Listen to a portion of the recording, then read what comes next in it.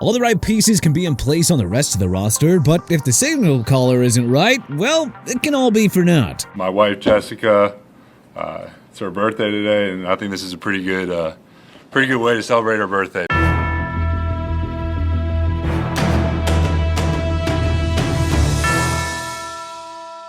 On the other side of that same coin, though, if a wannabe contender adds the right QB during free agency, well, that can change everything as well. So let's take a look back at 5 quarterback signings that worked out in a major way, and 5 that absolutely ruined the team. Worked out? Tampa Bay Buccaneers, Tom Brady. Alright, this one's a bit of an obvious one. It's hard for a free agent signing to go better than it did for the Tampa Bay Buccaneers when they did the unthinkable and lured Tom Brady away from the evil empire in Foxborough in order to join the rowdy crew down in Southwest Florida. What people in and around the league didn't realize was that he wanted a fresh start, top dollar guaranteed, and a chance to prove that his greatness wasn't confined to the system of Bill Belichick. And, maybe get away from some of that cold weather in Foxborough. And oh boy, did he ever deliver. Other talented free agents, veterans, and younger guys alike started to flock to Tampa for a chance to play with Tom, and the roster just really came together. Brady was able to elevate the Bucs to a Super Bowl in his first year with the team, further solidifying his legacy as perhaps the greatest quarterback and competitor that the game has ever seen. Ruined the team, Las Vegas Raiders, Jimmy Garoppolo. This one kind of felt doomed from the jump. I mean, deep down, everyone just knew it. But the Raiders wanted to stick their heads in the sand and just hope for the best. After being cast aside in San Francisco, Jimmy Garoppolo hit the open market in 2023 and somehow convinced the Las Vegas Raiders to hand him a 3-year, $72.75 million deal to be their answer at quarterback. If it seems like it's illogical, well, look no further than the man behind the logic, Josh McDaniels, who, he's not exactly known for his sound decisions. He figured that Garoppolo knew his system and was just a winner, but what they got instead was a total mess, both on and off the field. Jimmy G just couldn't stay healthy, and when he was on the field, he was erratic, turnover-prone, and just clearly out of sync with the offense. By midseason, he had already lost the job to 4th-round rookie Aiden O'Connell. And by the end of the year, well, he was slapped with a 2-game suspension for violating the league's substance abuse policy. Now that he's out of town, the Raiders are eating dead money and most likely are going to be stuck drafting another quarterback. Worked out? Minnesota Vikings, Kirk Cousins. Hey, say what you will about the fully guaranteed contract. Sure, it raised a few eyebrows, or, you can say something about Kirk Cousins' ceiling as a quarterback. But the Vikings knew exactly what they were doing when they made Kirk Cousins their guy. They weren't looking for a Mahomes-type magician. They just needed stability. A quarterback who could make the throws, run the offense, and give them a shot in every game. And, well, that's exactly what Cousins delivered. After arriving in Minnesota, he was a model of consistency,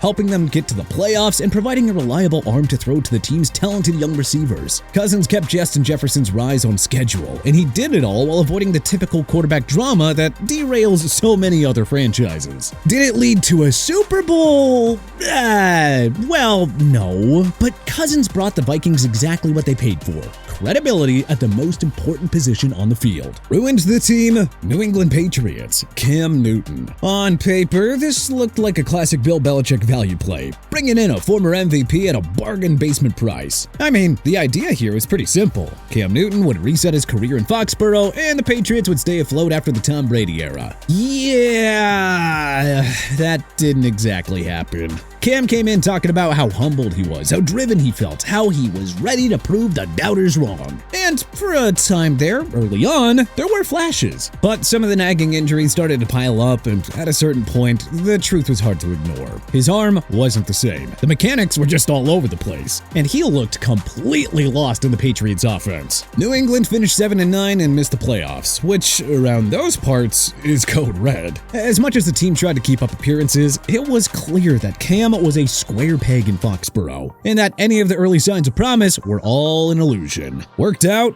Denver Broncos, Peyton Manning. When the Broncos signed Peyton Manning back in 2012, people were optimistic that he could revive the winning culture in the Mile High City. But if we're gonna be honest, nobody really knew what exactly to expect. I mean, the man was coming off a major neck surgery, was released by the only team that he had ever known, and was now entering his age 36 season with big questions about whether he could even throw a football again. But any and all questions about the move were answered in full almost immediately as Manning turned Denver into an offensive juggernaut overnight. He threw for over 4,600 yards in his first year, followed it up with a record-breaking 5,477-yard, 55-touchdown campaign in 2013, and helped lead the Broncos to 2 Super Bowl appearances, winning 1 in his final season. Peyton brought relevance, legitimacy, and championship expectations back to Denver the second that he landed, all the way through his glorious retirement. Ruined the team, Jacksonville Jaguars, Nick Foles. We've all had that moment where something felt like a good idea in theory and then fell apart in spectacular fashion. That, in a nutshell, was the Nick Foles experience in Jacksonville. Fresh off of his Super Bowl heroics in Philly, where he stepped in for Carson Wentz and delivered the city its first Lombardi trophy, Foles hit the open market with more goodwill than any backup-turned-folk hero could ever dream of. And the Jaguars,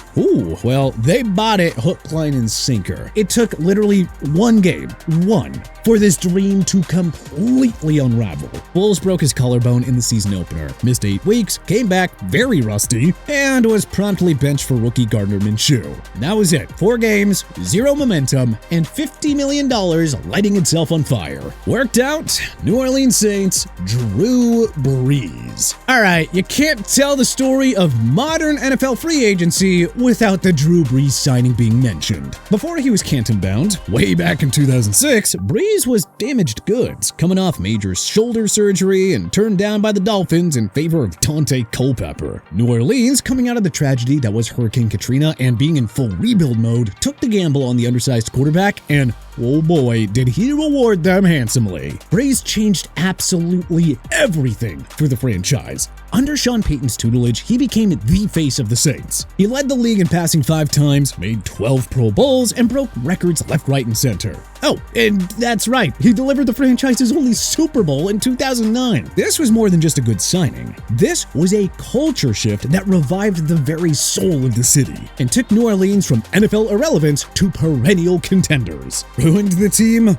Baltimore Ravens, Elvis Grbac. Sometimes a free agent signing just kills momentum. After winning the Super Bowl in 2000 with a lights-out defense and what many would describe as a barely functioning offense, the Ravens made a move to upgrade at quarterback, cutting Trent Dilfer and handing a 5-year, $30 million deal to Elvis Grbac. Grbac completely flopped. The man threw more picks than touchdowns, couldn't command the offense, and looked completely overwhelmed in big moments. All of this ugliness reared its head in the divisional round loss to the rival Pittsburgh Steelers, where he laid a total egg, throwing 3 picks. He was cut after 1 season and never played another down in the NFL again. And as far as Baltimore was concerned, the move tanked their chances at a repeat, threw the offense into chaos, and, well, it set the franchise back years at the quarterback spot. Worked out, Tampa Bay Buccaneers, Baker Mayfield. After bouncing around from Cleveland to Carolina to LA, Baker Mayfield looked like he was going to be a journeyman for the rest of his career. Hey, it's not bad work if you can get it, but far from the expectations that surrounded him when he entered the league as the #1 overall pick in the draft just a few years prior. To spend the rest of his career on the backup circuit or a spot starter, honestly, just might have been too much for Baker's ego to bail. But luckily, Tampa Bay called, and Baker seized the moment. He signed a 1-year prove-it deal, walked into a post-Tom Brady locker room with low expectations, and completely rewrote the narrative. He threw for over 4,000 yards, tossed 28 touchdowns, and led the Bucs to a division title and a playoff win, beating the Eagles in convincing fashion. He played smart, tough, and most importantly, relevant football again. And now he's earned himself a long-term contract and a second life in the league with a team that is steadily improving with him as the steady hand under center. Say what you will about the Tampa Bay Buccaneers organization, but this is a team that knows how to find the right offensive talent on the free agent market and actually make it work. Ruined the team, Chicago Bears, Mike Glennon. The Chicago Bears have never been ones to make particularly sound decisions, particularly when it comes to the offensive side of the ball. And the quarterback position in particular. It is shocking the way that they came to decide that Mike Glennon deserved a 3-year contract with $18.5 million being guaranteed.